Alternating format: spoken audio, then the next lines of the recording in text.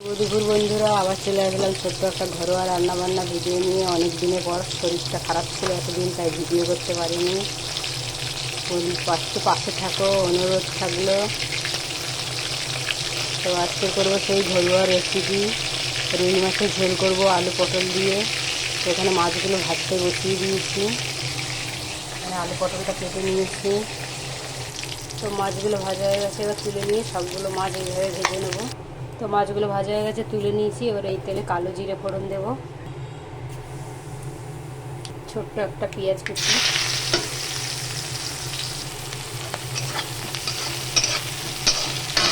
তো পেঁয়াজটা ভাজা হয়ে গেছে। আর এবারে পটল টমেটো আলু সব দিয়ে দিয়েছি। এবার এটাকে নাড়বো, বেশি মশলা দেবো না, এটা যদি পাতলা ঝোল করবো। এবারে সেখানে কুচুনো আদা দিয়ে দেবো, একটু জিরের গুঁড়ো, হলুদ, নুন, কষানো হয়ে গেছে, জল দিয়ে দেবো।